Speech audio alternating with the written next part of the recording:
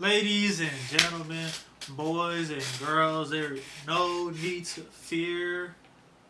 Your friendly neighborhood light skin is here.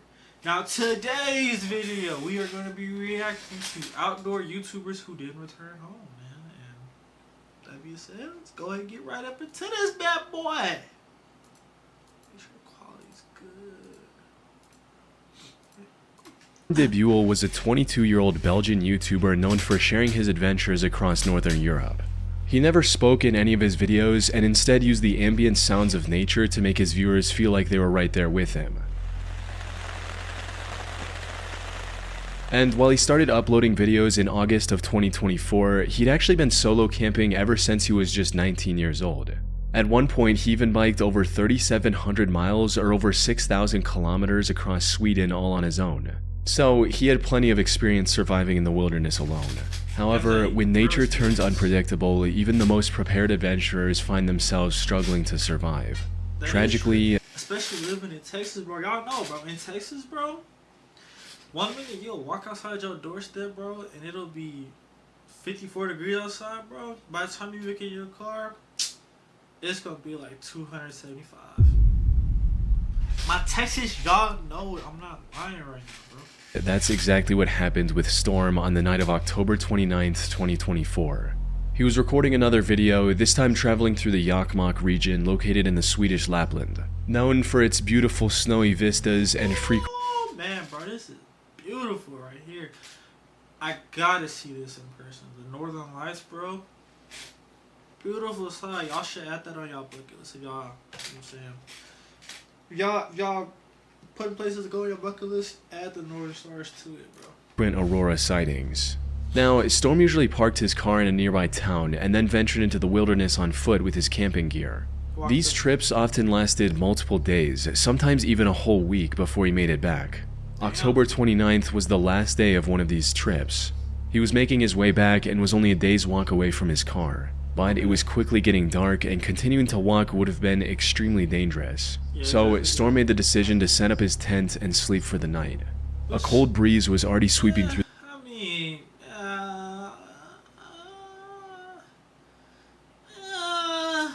the region, prompting Storm to mount snow around his tent as a makeshift barrier before going to sleep.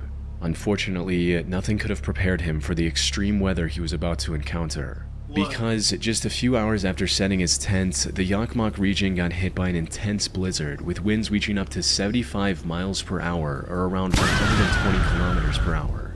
Jesus. Snow quickly started 75? Oh my goodness, bro.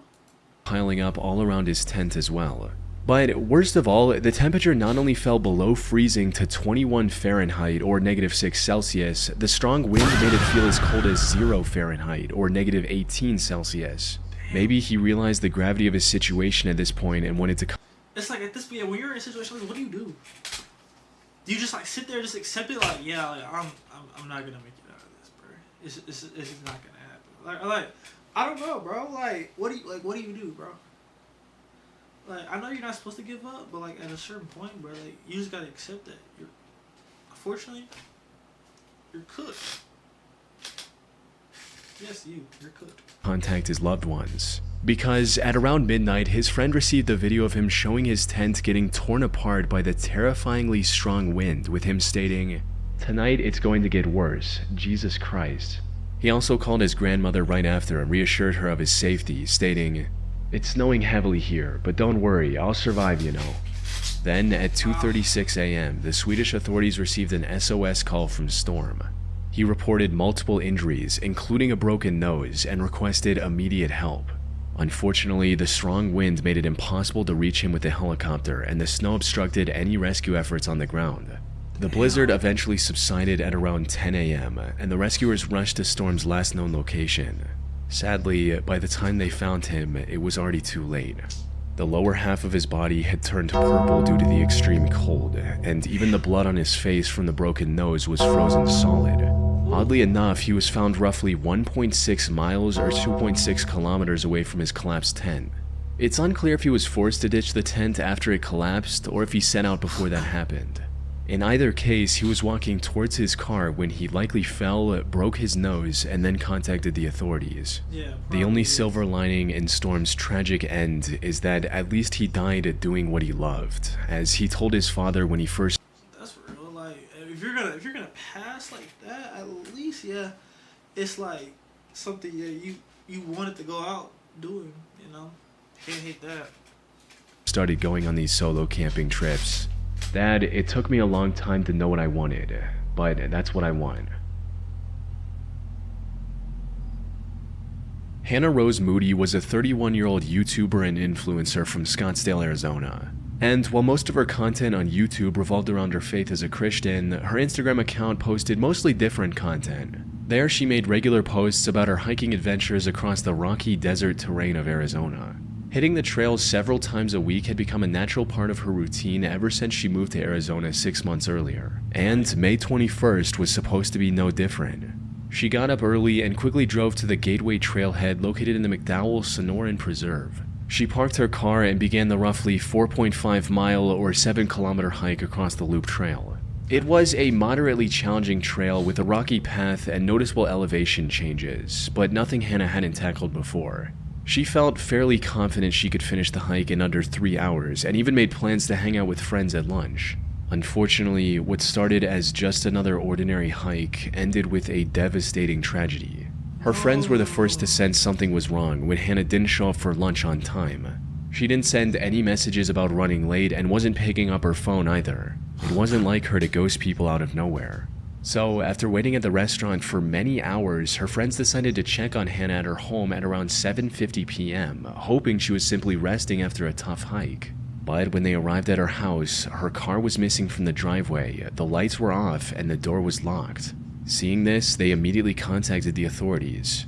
They found her car still parked at the trailhead, and it wasn't long before the search party was looking for Hannah across the Gateway Loop Trail with helicopters, drones, and canines. The search was eventually called off at 11:30 p.m. due to the darkness, and resumed the next morning with even more people partaking in the search. This went on till about 12:05 p.m. when a helicopter pilot made the heartbreaking discovery Hannah's friends and family were dreading all night.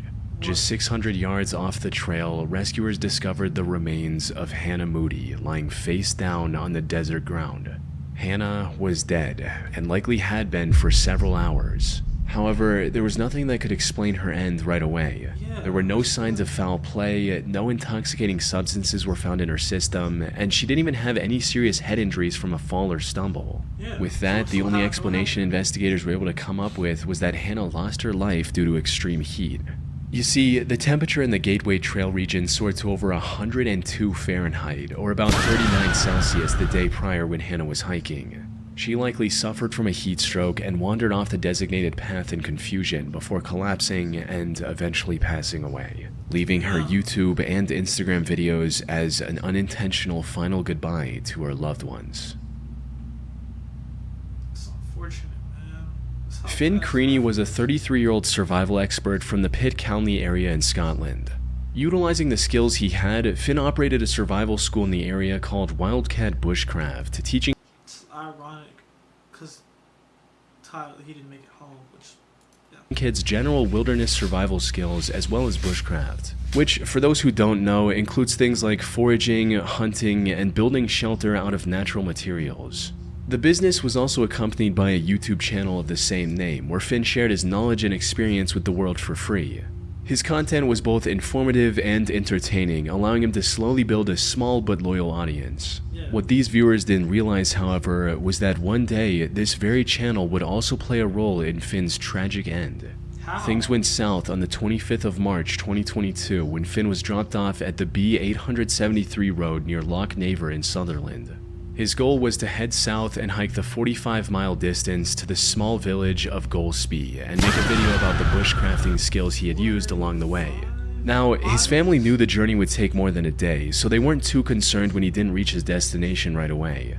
But then 3 days passed and there was no sign of Finn anywhere. Even more concerning was the fact that he didn't make any contact throughout this time, with every call from his family going straight to voicemail. So, on day 3, Finn's father called the police and filed a missing person report. all while holding on to the hope that his son was simply lost, had broken his phone, or was just taking his time on the hike. Sadly, that couldn't have been further from the truth. In reality, Finn had somehow vanished from the area without a trace. And despite the police spending months searching the area surrounding Loch Naver, they couldn't find a single clue about his current whereabouts. Nothing? Finn was even featured on a British unsolved mystery-style show about missing people called Vanished, but that also led nowhere. However, even after a year of fruitless searching, his father Mark didn't give up and kept looking for his son on his own. And after 19 months of following the same routine, he finally found the first real clue, Finn's backpack, partially hidden in the bushes along the bank of Loch Naver. While Mark never disclosed exactly what was inside, it gave him and the rest of Finn's family reason to believe that Finn had tried to take a shortcut across the loch and ended up drowning by accident. So, after searching for his body for a few more months, they made the tough decision to stop searching and accept the fact that Finn was truly gone. That said, many on the internet find it hard to believe that Finn actually tried to swim across the Naver and lost control in the process. Many asked why a professional survivalist would make such a rookie mistake, especially when he still had a multiple miles long journey ahead of him, even if he had somehow made it across the Loch Naver. This doubt has given rise to many alternative theories that attempt to explain his mysterious disappearance. These range from fairly out there speculations like Finn doing this to fake his own death and build a new life, to some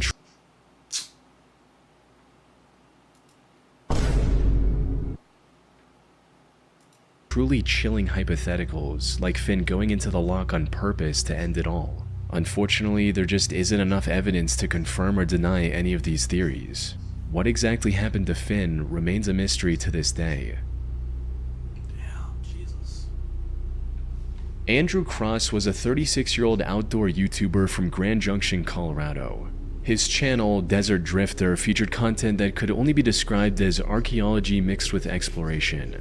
He visited and made videos about any place he found interesting, from thousands-years-old stone walls to abandoned German spy caves from World War II. Beyond just being educational, his videos also boasted top-tier production quality, helping Andrew amass a massive audience in just 14 months on YouTube. Most importantly, his viewers loved his content and eagerly waited for the next upload. But then Andrew suddenly stopped posting after his upload in January 2025. Some assumed he was simply taking a break, while others figured the delay was due to his next video taking longer to produce. It wasn't until the 2nd of February that viewers received the truth from Andrew's wife, Evelyn, and it was far worse than any of his fans could have imagined. Andrew had gotten into a horrible car accident. He was waiting at a stoplight on the intersection between 1st Street and North Avenue in Grand Junction while on his way back from shooting a video about the Bears Ears National Monument in Utah on January 31st, 2025. When, out of nowhere, an out-of-control car rear-ended Andrew at an extremely high speed, resulting in his car flipping over and causing severe brain damage. He was rushed to a nearby hospital almost immediately. Unfortunately, it was already too late.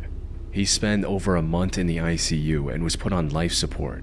During this time, it became abundantly clear that Andrew sadly had no chance of recovering from his injuries. So, on March 4th at around 10:50 a.m., his family made the difficult decision to let him rest and remove the life support system keeping him on the edge of life. This was devastating news for his hundreds of thousands of fans who were blissfully looking forward to his next upload not too long ago. These fans also banded together and raised over $544,000 for Andrew's family in their time of need. As for the person responsible for the crash, named Ragnar Look at this dude, bro. You fucking jackass. Oh my god, bro. Give him the death penalty, bro.